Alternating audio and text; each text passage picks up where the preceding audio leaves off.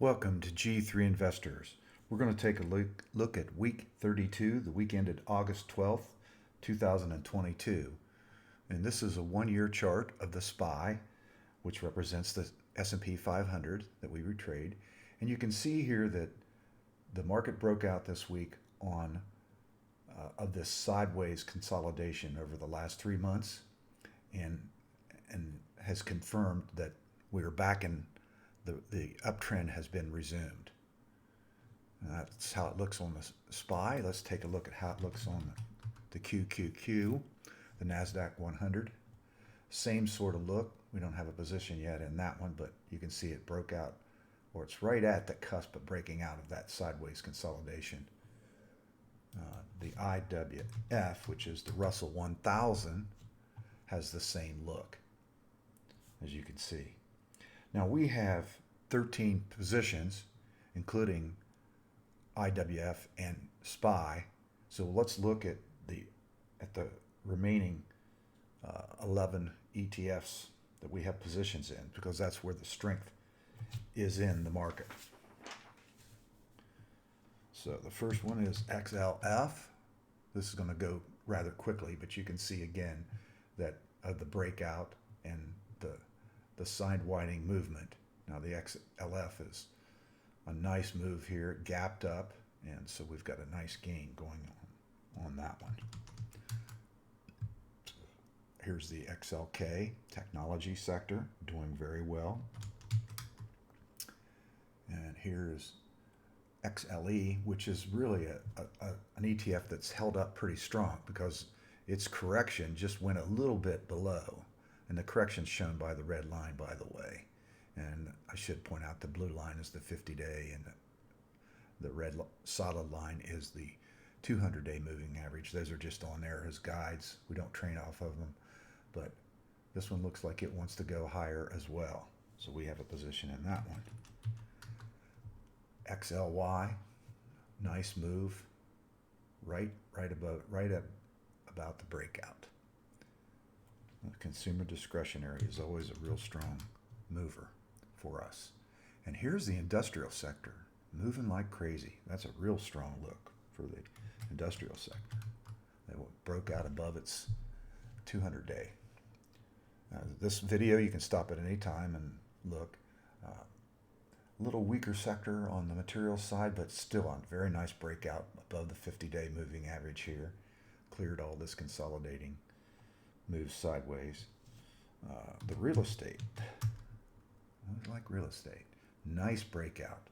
Almost made it to the 200-day here, just right below it, but very nice breakout there. So that's looking good for us as well. XHB, the housing sector, nice breakout. Just edged above it a little bit and not that far away from its 200-day. So another nice move for the housing index, or the housing home builders. IJK, I think, is the next one I want to look at. Yeah, nice breakout again, and right below the 200-day. And IJK is the mid-cap 400 growth. So you can see that this is a very broad rally, and that's shown by the IWF, the Russell 1000. So it's very broad, and we must have transportation. Oh yeah, what a breakout. Nice breakout here. That is a nice move. We got stopped out on that little move there, but we've made some good money on this move here in transports. And we got a new position here, and it's just below its 200-day moving average. And last but not least is aerospace and defense sector. Now this one is a kind of an ugly chart.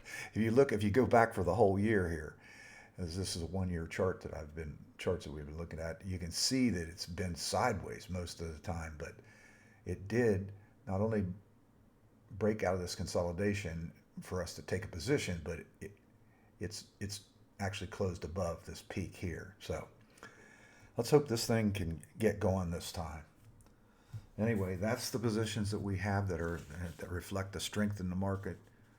And so before I go here, I do want to take a look at the heat map. So let's take a look at that. I think it's right here.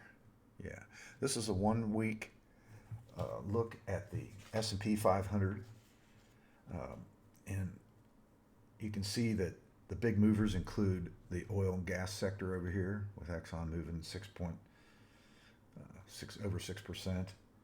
And then we got the industrials. There's the industrials moving all over the place. The transports. There's the railroads moving. And then we got the basic materials. They're right there. And then the big banks, they're moving good, and the financials as well, along with the big banks. But we can't forget about the tech stocks and the glams, the big glams. There we got Apple. There's Tesla over there at 4%. Apple at 4%. You got Meta at 8%. What a move! And then Google or whatever your Alphabet. I guess I can't call it Google anymore. 3.75, and then Microsoft at 3.18. Now, an interesting fact is FinViz follows over 4,000 plus stocks by this service called FinViz. It's visualization software, and 81% of the stocks that they're following are above their 50-day moving average. So that's another feather in this uptrend's cap. So how far it goes, nobody knows. I think the market is relying on the fact that because we've had this drop in consumer prices, the year-over-year drop. If we take a look at that a little bit, we can see that CPI report showed that year-over-year inflation had slowed to 8.5% in July from 9.1% in June, and this was confirmed by a 0.5% drop in the PPI, per producer price index, on Thursday. So the market is expecting the Fed to limit its planned 70-point rate increases in 2023. How are we doing? Well, the model's gained over 100% year-to-date through August. My goal at the beginning of the year was to double the portfolio by the end of the year, so we've already succeeded in doing that.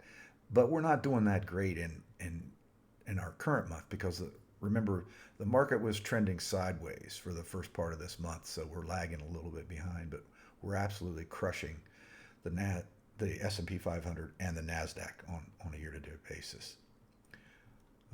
I'm Greg Gallagher. Hey, if you're interested in becoming a G3 patron, sign up with this yellow thing, and you can follow my YouTube channel here. Don't forget to like, share, and subscribe. That's all for this week's report. This is Greg Gallagher wishing you good trading and good luck.